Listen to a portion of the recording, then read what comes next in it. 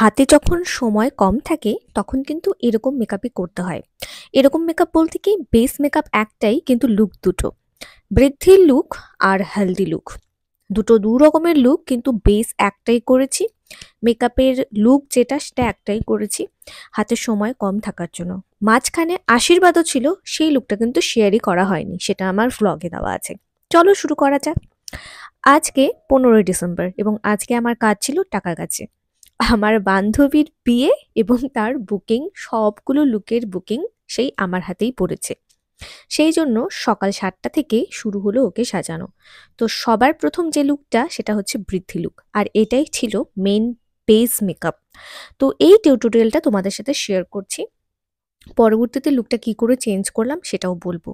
সবার প্রথমে স্কিনটা ক্লিন করার পরেই প্রথমেই আমি ও স্কিনটাকে প্রিপারেশন করার জন্য একটা টোনার প্লাস সেটিং স্প্রে দুটো একসাথেই প্রিপারেশনের জন্য দিয়ে নিলাম এবং তারপরে অ্যাপ্লাই করলাম রিকর্ডের সেরাম।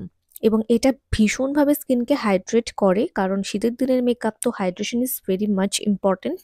তো আমি প্রথমে ওটাই করেছি, করার পর একটা রিকর্ডের প্রাইমার লাগিয়েছি এবং বেসিক্যালি এটা একটা পোর প্রাইমার যেটা মুখের মধ্যে যত রকমের ছোট ছোট গর্ত আছে সেগুলোকে বেশ ভালো মতন কভার করে।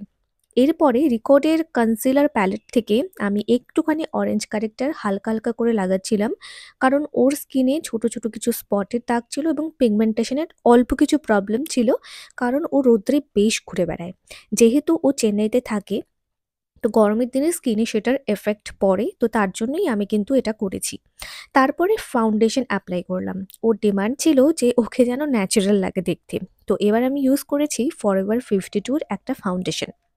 তারপরে আবার সেই রিকর্ডের কনসিলার প্যালেট থেকে কনসিলারগুলো যেই জায়গাগুলোতে আমার মনে হচ্ছিল একটুখানি হাইলাইটিং এর দরকার, যেমন চোখের নিচে, থুতনিতে, তো সেই জায়গাগুলোতে আমি এই কনসিলার অ্যাপ্লাই করেছি এবং সেগুলোকে খুব ভালো মতন ব্লেন্ড করেছি।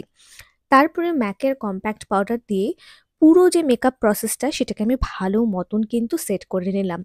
এমনিতেই শীতের দিন মেকআপ নষ্ট হওয়ার চান্সেস খুবই কম, তো আমার এক্ষেত্রে বেশ সুবিধা হচ্ছিল। তো দেখো, মেকআপটা পুরোপুরিভাবে কম্প্যাক্ট পাউডার দিয়ে সেট করার পর আমি মাই মেকআপ স্টোরের প্যালেট ইউজ করছিলাম ব্লাশ লাগানোর জন্য। তো এই শাড়ি লুকের সাথে নর্মালি একটুখানি পিঙ্ক ব্লাশ হলেই ভালো লাগে। আর ও বলছিল যে ব্লাশ যেন ওকে ভরে ভরে না দেওয়া হয়, একটু মিনিমাল যেন রাখা হয়। তো আমি সেটাই করেছি। করার পর আমি হুজোর হাইলাইটার দিয়ে, যেটা টোনটা একটু পিঙ্কিশ টোন আর এটা ভীষণ ভালো লাগে দেখতে। তো এই হাইলাইটারটা আমি ওর যেখানে যেখানে দরকার হাইলাইটিং পয়েন্টগুলোতে লাগিয়ে দিলাম। তো এখানে আমি পুরোটাই রেখেছি যে কোথায় কোথায় আমি হাইলাইটার ইউজ করছিলাম। অ্যান্ড দেন চোখের ইনার কর্নারেও কিন্তু আমি হাইলাইটার লাগিয়েছি। চলো এবার শুরু করা যাক আই মেকআপ। আই মেকআপ দিনের বেলার মেকআপ যেহেতু একেবারেই হালকার মতো করতে হতো, আর আমার এই বান্ধবী একেবারেই সাজে না।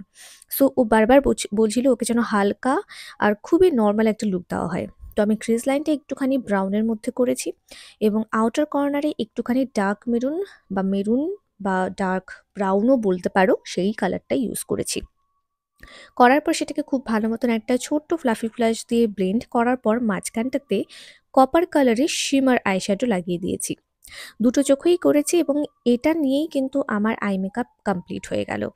এরপরে আইলাইনার আমি ওপরে লাগিয়ে দিলাম এবং আইলাইনারটা আমি নর্মালি রেখেছি, খুব বেশি মোটা বা খুব বেশি রোগা করিনি।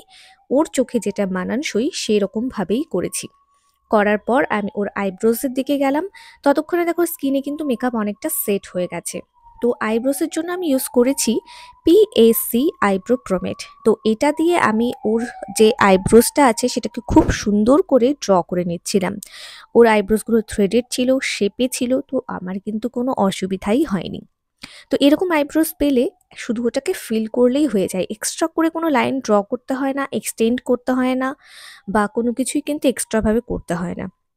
তো অলরেডি আমি শুধু ফিল করে দিয়েছি। তো দেখো দুটো আইব্রোসের মধ্যে ডিফারেন্স। তো দুটো আইব্রোস খুব ভালো মতো কমপ্লিট করার পর একটা টিপ লাগিয়ে আইল্যাশ লাগিয়ে চোখের নিচে কাজল হালকা করে দিয়ে আমি একটা লিপস্টিক রেডি করেছি এবং এই লিপস্টিক জাস্ট আমি কালার বলে দিই, নিউড কালার, রেড কালার আর ডার্ক পিঙ্ক, এই তিনটে কালার ইউজ করে আমি কালারটা তৈরি করেছি, যার মধ্যে নিউড কালারের লিপস্টিকের পরিমাণটা একটু বেশি ছিল আর পিঙ্ক কালার অল্প আর লাল কালারটা একেবারেই অল্প।